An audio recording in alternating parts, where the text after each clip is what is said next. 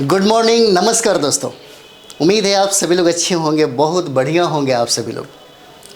हमें लग रहा है आप लोग की पढ़ाई भी अच्छा खासा चल रहा होगा, क्योंकि जब भी आप लोगों को ये बात पता चला होगा कि 4.0 में 1,60,000 वैकेंसी आने वाली है, तो निश्चित तौर पे अंदर से जुनून एक अलग ही, कहें तो एक नशा बना होगा, क्योंकि सरकारी नौकरी का बात ही कुछ अलग है। आज हम लोग जो बात करने वाले हैं खास करके बीपीएससी टीचर को लेकर के, और हम लोग बीपीएससी टीचर में अगर बात करें तो पीआरटी 1 to 5 का जो सिलेबस है उसका डिस्कशन करेंगे। देखिए, दुनिया में कोई भी कंपटीशन बहुत मुश्किल नहीं होता, कुछ भी मुश्किल नहीं होता है। अगर आपने चाहा तो कुछ भी मुश्किल नहीं है, और आसान कैसे बनाया जाए ये समझना बहुत ज़रूरी है। जैसे मानते हैं कि अगर आपको बीपीएससी से आपको टीचर बनना है, प्राथमिक विद्यालय का अगर आपको टीचर बनना है, तो सबसे पहला जो प्राथमिकता आपके ज़िंदगी में होना चाहिए, किसी भी कंपटीशन को फाइट करने के लिए जो प्राथमिकता, जो प्रथम प्राथमिकता जो होता है उसको ज़रूर एक्सेप्ट करना चाहिए। सबसे बड़ी जो बात है, जैसे मानते हैं कि बीपीएससी में अगर आप शिक्षक बनना चाहते हैं तो जो सिलेबस दिया गया है उस सिलेबस का स्टडी करना आपके लिए प्रथम प्राथमिकता हो जाएगी। पहला काम आपको सिलेबस का स्टडी ही करना चाहिए। सिलेबस का स्टडी करने के बाद प्रारंभ होता है आपकी तैयारी की। अब तैयारी हम कैसे करें, अब हमारी जो तैयारी है किन किताबों से होनी चाहिए, अब हमारी तैयारी का स्ट्रेटजी कैसे होना चाहिए, अब हमारे तैयारी का रूपरेखा कैसे बनाना चाहिए। बहुत सारी बातें हैं जो हम लोग आज डिस्कस करेंगे, जो बात करेंगे बहुत इजी होता है। बड़े इंस्टीट्यूट वाले भी बड़ी बड़ी बातें करते हैं, अच्छी भी बातें करते हैं, बहुत सारी बातें होती रहती है, लेकिन एक अनुभव है। जैसे मानते हैं कि कभी कभी हमारे घर में जो बुज़ुर्ग होते हैं, माता पिता, दादा दादी जो भी हो, नाना नानी जो भी हो, उन्होंने अपने 70 साल का जो ज़िंदगी जिया है, वो 70 साल का अनुभव कभी कभी वो 5 मिनट में आपसे शेयर करते हैं। उस अनुभव को प्राप्त करने के लिए आपको भी 70 साल जीना पड़ेगा। उसी तरीके से बहुत सारे जो गुरु होते हैं या बहुत सारे जो सीनियर होते हैं, उन्होंने अपने जीवन में इतने समय जो गुजारे हैं, उनका जो अनुभव है, वो अनुभव से या तो 2 चीज़ कर सकते हैं, या तो आप सीख सकते हैं और जल्दी आप अपनी सफलता को हासिल कर सकते हैं। दूसरा वो है कि आप उन्हीं की तरह 5 साल, 6 साल, 10 साल लगाइए और फिर अनुभव आपको प्राप्त होगा, तो वही अनुभव किसी को शेयर करिए। वो चीज़ें अच्छा नहीं माना जाता। कंपटीशन बहुत हार्ड होते जा रहा है। तो चलिए हम लोग एकदम सटीक बातें करेंगे। अगर इस चीज़ पे अगर थोड़ा सा फोकस किया जाए, क्योंकि ज़्यादा टाइम आपको नहीं दिया जाएगा। अक्टूबर नवंबर में आपका एग्ज़ाम हो जाएगा, सितंबर में आपको नोटिफिकेशन दे दिया जाएगा 1,60,083 सीट की, जो शिक्षा मंत्री ने जो आपको अनाउंस किया है, उसी पे हम लोग बात कर रहे हैं। आपके लिए बहुत ही अच्छा अवसर है। सबसे पहले हम लोग समझेंगे कि सिलेबस में हमें क्या क्या पढ़ना है, कितने पेपर होते हैं, कितने घंटे का एग्ज़ाम होता है, कैसे हम लोग फाइट कर सकते हैं, किन किताबों को हम सोर्स अपना बनाएं, किन किताबों को पढ़े। ज़्यादा किताब पढ़ने से और बहुत ज़्यादा जीनियस होने से नौकरी नहीं होता। बस एक स्ट्रेटजी, एक डिसिप्लिन अगर आप अपने लाइफ में रखते हैं, आप अपने लाइफ को एक डिसिप्लिन में जीते हैं, स्टडी भी बिल्कुल उसी तरह होता है। अगर वैसे आप करें तो निश्चित तौर पे आप सफल हो जाएंगे। तो सबसे पहले हम लोग देखेंगे यहाँ पे जो सिलेबस की बात हम कर रहे थे आपसे, बीपीएससी शिक्षक भर्ती 4.0 के लिए बहुत सारे विद्यार्थियों को लग रहा था कि पता नहीं वैकेंसी इस बार देगा कि नहीं देगा, लेकिन आप दिसंबर में ही ज्वाइन कर सकते हैं। दिसंबर में ही टारगेट है आयोग का और सरकार का कि ज्वाइनिंग आपको करवा दिया जाएगा दिसंबर में। एक ही बार में आप थोड़ा सा 10-15 मिनट का टाइम अच्छे तरीके से दीजिए, चीज़ों को समझिए। 10 मिनट अगर आप यहाँ समझ लेंगे तो निश्चित तौर पे 1 बार से 2 बार का मौका आपको नहीं मिलेगा। एक ही बार में आप फाइट करेंगे। बहुत आसान होता है। हम लोग इसमें ज़िंदगी जिए हैं। आईएएस, बीपीएससी, ये सब चीज़ें जो है, जीएस वगैरह जो फील्ड है, पूरा ज़िंदगी ही हम लोगों ने इसमें जिया। तो एक अनुभव है, बहुत इजी होता है इसको फाइट करना। तो चलिए हम लोग सबसे पहले देखेंगे कि हम लोग क्या क्या पढ़े, इसमें क्या क्या सिलेबस है है ना। यहाँ पे हम लोग देखेंगे सबसे पहला प्राथमिक विद्यालय के लिए जो 1 to 5 का एग्ज़ाम आप देने जाएंगे तो वहाँ पे आपको 2 पेपर मिलेगा। वहाँ पे आपको पेपर जो है वो पेपर 2 पेपर हो जाता है, पहला पेपर और दूसरा पेपर। इम्पॉर्टेंट है, चीज़ों को समझिए। पहला पेपर में भाषा रहेगा, पहला जो पेपर है वो भाषा रहता है। भाषा की एकदम सामान्य जानकारी आपसे बीपीएससी जो है, आयोग जो है, वो आपसे पूछता है। मुझे नहीं लगता कि बिहार और उत्तर प्रदेश, झारखंड के जो विद्यार्थी हैं कभी इसके लिए स्पेशली पढ़ते होंगे। उन्होंने मैट्रिकुलेशन में और उनका बैकग्राउंड ही है, तो समझिए कि वो लोग, हम लोग भी बीपीएससी का जो मेंस देने जाते हैं, एक दिन पढ़ते हैं आराम से 60, 65, 70 नंबर आ जाता है, क्योंकि हम लोगों ने भी क्या हुआ स्कूल में पढ़ा। तो ये सब चीज़ें कहीं ना कहीं आपके बैकग्राउंड में है, तो मुझे नहीं लगता कि आपको भाषा में कोई प्रॉब्लम होगा और बहुत आसान है यहाँ से फाइट करना। तो भाषा का यहाँ से प्रश्न पूछे जाते हैं और भाषा से 30 प्रश्न रहते हैं, 30 प्रश्न रहते हैं और यहाँ पे 30% अंक लाना अनिवार्य है। 30% अंक की बात किया जाए तो मात्र 30 प्रश्नों में 9 प्रश्न जो है वो सही होना चाहिए। वो तो आप इजी बना देंगे, बहुत बड़ी बात नहीं है आपके लिए। दूसरा जो आपका पेपर हो जाएगा जो बहुत ही इम्पॉर्टेंट होता है, बहुत ही वीवीआई है, वो आपका हो जाएगा सेकंड पेपर। सेकंड पेपर में प्रश्नों की संख्या 120 होता है। अगर टोटल हम लोग मिला देंगे तो प्रश्नों की संख्या 150 हो जाएगा, कुल 150 हो जाता है। हम लोग समान अध्ययन की बात करेंगे, यही आपको मेरिट लिस्ट बनाएगा, यही आपको रिजल्ट दिलाएगा। इसी पे आपको सबसे ज़्यादा फोकस करने की ज़रूरत है, सबसे ज़्यादा। तो समान अध्ययन का जो पेपर है सेकंड पेपर में है, 120 जो प्रश्न है वो यहाँ से पूछे जाते हैं। जब आप पेपर देने जाएंगे तो आपको टाइम जो है आयोग 2.5 घंटे का निर्धारित किया, 2.5 घंटा निर्धारित किया। 2.5 घंटे में ही आपको 150 प्रश्नों को सॉल्व करना है, 150 प्रश्नों को सॉल्व करना है, बहुत ईजी तरीके से। बहुत ईजी है एग्ज़ाम को फाइट करना, बस सेल्फ स्टडी पे ज़्यादा ध्यान दीजिए। मैराथन वराथन बहुत सारा चीज़ें हैं, इस पे ज़्यादा फोकस करने की ज़रूरत नहीं, वो बाद की बात है। मैं ये नहीं कहता कि उस पर फोकस मत करिए, वो बाद की बात है। जब आपने बैठ करके अपने रूम में स्टडी किया, अगर आप बैठ करके 8 से 10 घंटा, जितनी कैपेसिटी आपके अंदर है, पूरी की पूरी एनर्जी एक बार लगा के तो देखिए। अगर पूरी की पूरी एनर्जी हम लोग एक बार लगा के देखते हैं, क्योंकि आपके पास टाइम ज़्यादा नहीं है।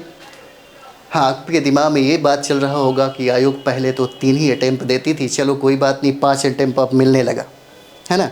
देखिए अटैम्प्ट कितना हो मिल जाए इससे फ़र्क नहीं पड़ता। अगर 50 अटैम्प्ट भी मिल जाए, है ना, अगर आपकी तैयारी इस लेवल का नहीं है जो बीपीएससी आपसे डिमांड करता है, तो सीटें 5 लाख 10 लाख भी हो जाए, आप फाइट नहीं करेंगे। इसलिए आपका लेवल वहाँ तक पहुँचना चाहिए। उस लेवल को प्राप्त करने के लिए आपको अपने रूम में बैठ के बहुत स्टडी करना पड़ेगा। ये भी चलता है कि सटीक किताबें क्या है, हम सटीक किताबों का भी चर्चा करने वाले हैं। उसके अलावा कोई किताब मत पढ़िए। अगर आपने उसका स्टडी एक बार पढ़ लिया, एक बार कर लिया, तो मुझे नहीं लगता कि आपको किसी दूसरे या अन्य किताबों की ज़रूरत पड़ेगी। चलिए नेक्स्ट हम लोग यहाँ पे देखेंगे, ये इम्पोर्टेंट है आपके लिए, यही सब कुछ है आपके लिए। बहुत इजी होता है, क्योंकि हमारा मानना है आप लोग तो टीचर बनने जा रहे हैं, आप लोग निर्माण करेंगे, भविष्य का निर्माण करेंगे, आपके हाथों से भविष्य का ही निर्माण होगा। तो आपके अंदर भी वो सारी क्षमता, सारी बौद्धिकता, सारे नैतिकता और सारा जो लॉजिकल जो कहा जाता है, वो सब चीज़ आपके अंदर शुमार होना अनिवार्य होता है। तो हम लोग देखेंगे यहाँ पे सिलेबस की अगर बात करें, हम लोग यहाँ पे जो सिलेबस ही है, देखिए कोई भी विद्यार्थी हो सबसे पहले सिलेबस का स्टडी करता है। तैयारी बात की बात है, छोड़ दीजिए तैयारी अभी।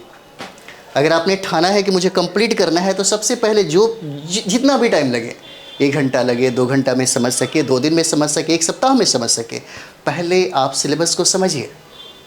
पहले सिलेबस को समझना ज़रूरी है। अगर आपने सिलेबस को समझा तो आपके लिए तैयारी करना आसान हो जाता है। फिर आपका एग्ज़ाम है अक्टूबर नवंबर में। सिलेबस को समझे बिना कोई भी आदमी, कोई भी आपको विद्यार्थी, कोई भी टीचर कुछ भी डाइवर्ट कर सकता है।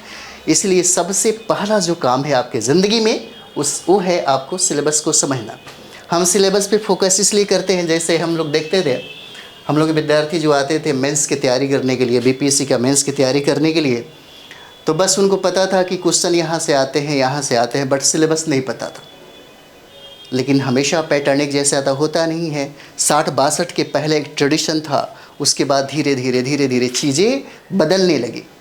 जब तक आपके अंदर भी वो बदलाव नहीं होगा तो फिर आप उन्हीं की तरह आप भी पीछे, मतलब समझिए कि पीछे पड़ ये हो जाएंगे, छूट जाएंगे।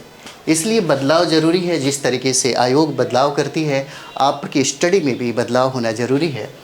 तो यहाँ पे हम लोग पहला पेपर देखेंगे। पहला पेपर में हमने चर्चा किया था कि भाषा से प्रश्न पूछे जाएंगे, जैसे अंग्रेजी हो जाएगा, हिंदी हो जाता है, उर्दू हो जाएगा, बांग्ला हो जाएगा, बहुत सारी ऐसी भाषाएं हैं। तो वहाँ से प्रश्न आपके पूछे जाएंगे जो बहुत ईजी होता है, बहुत आसान होता है। और हमको यकीन है कि बिहार और झारखंड और उत्तर प्रदेश के जो विद्यार्थी हैं उनको पढ़ने की ज़रूरत नहीं होता है। मात्र इसमें 30 प्रश्नों में 9 प्रश्न सही करने होते हैं। 30% जो है वो अंक लाना अनिवार्य है। आप आराम से इसको लेकर के आ जाएंगे बिना पढ़े हुए, क्योंकि आपका बैकग्राउंड है, आपका 9th 10th 11th जो भी है वो आपने पढ़ा होगा, बहुत अच्छे तरीके से पढ़ा होगा। और लेवल बिल्कुल वही है, ऐसा नहीं है कि ग्रेजुएशन या पीजी इस लेवल का पूछा जाता है। सॉरी। अब आते हैं जहाँ से आपको कंप्लीट करना है, जहाँ से आपको फाइट करना है। सबसे पहली बात है कि आप सिलेबस को एक बार देखेंगे कितना इजी है। जैसे आप देखेंगे आपसे प्रश्न जो है आपको गणित और रीजनिंग से प्रश्न पूछे जाते हैं। लगभग 30 प्रश्न आपसे पूछा जाता है। आयोग आपसे लगभग 30 प्रश्न जो है ये पूछता है। पहले आप एग्ज़ाम देते होंगे 1.0 2.0, तो आप देखते होंगे आपको गणित से सीरियल बाय सीरियल ऐसे प्रश्न पूछे जाते थे कि अच्छा गणित रहेगा, फिर उसके बाद समान विज्ञान रहेगा, समान ज्ञान, इस तरह से, है ना, इंडिया नेशनल मूवमेंट रहेगा। अब ऐसा नहीं है, अब इधर से उधर भी प्रश्न आपसे पूछा जा सकता है, जो अभी का एग्ज़ाम आप देखे होंगे। तो यहाँ पे हम लोग देखेंगे गणित से प्रश्न पूछे जाएंगे और रीजनिंग से प्रश्न पूछे जाएंगे।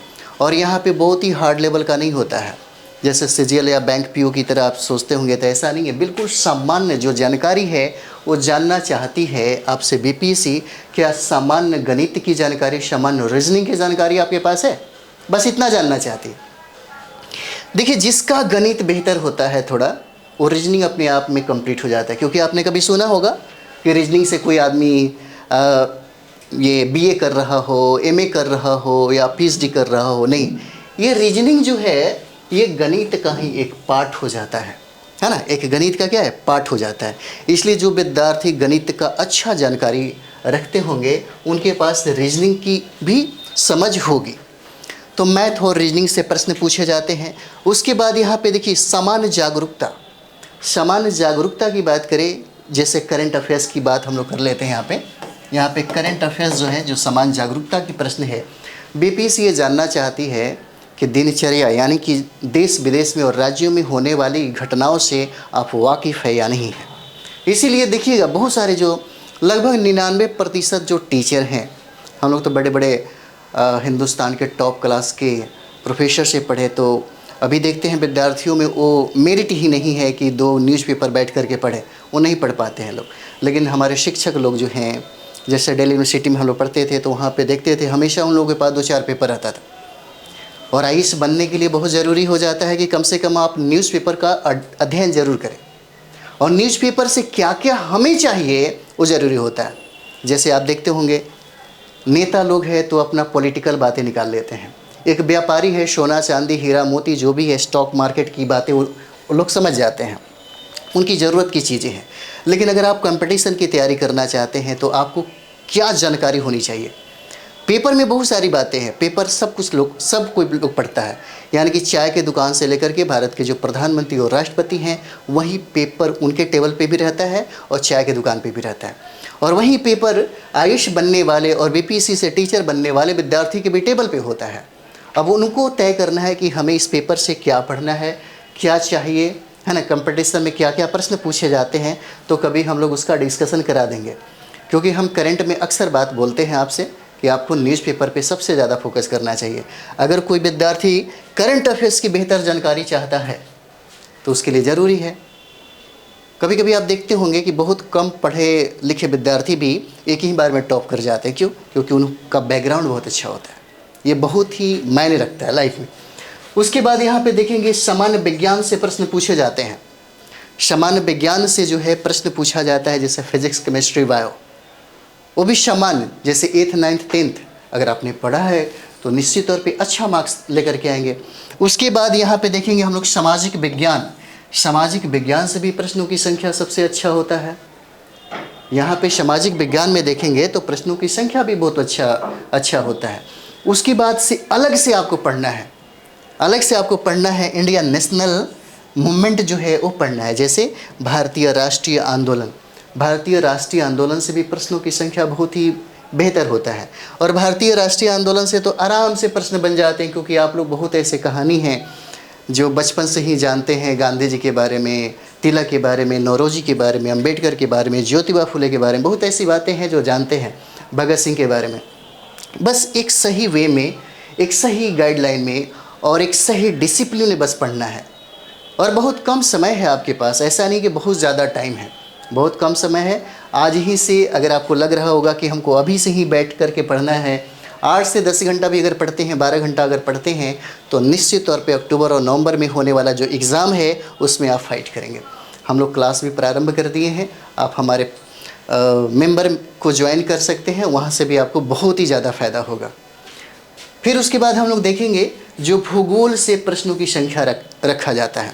बीपीएससी यहाँ पे देखिए क्या करना चाहता है, वो सिर्फ सामान्य जानकारी हासिल करना चाहता है कि अगर आप टीचर बनना चाहते हैं तो ये सामान्य जानकारी आपके पास है कि नहीं, बस यही सब चीज़ें वो जानना चाहती है। उसके बाद यहाँ पे पर्यावरण से प्रश्न पूछे जाते हैं, और ये सारे के सारे जो आप देख रहे हैं, यही के सारे सिलेबस जो है वो आईएएस में भी पढ़ने वाले। जैसे आप लोग जो सोर्स हम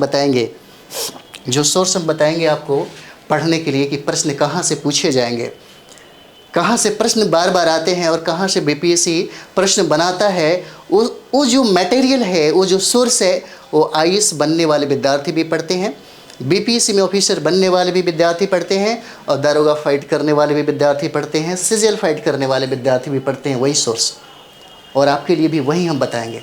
और बीपीएससी के अध्यक्ष ने भी, पूर्व जो अध्यक्ष थे, उन्होंने ये बात कहा था कि अगर आपने एक बार एससीईआरटी का अध्ययन अच्छे तरीके से कर लिया तो निश्चित तौर पे आप हमारे सारे के सारे प्रश्न आप बना लेंगे। वो पहले ऑलरेडी हिंट्स दे दिए हैं। तो चलिए हम लोग आगे बात करते हैं।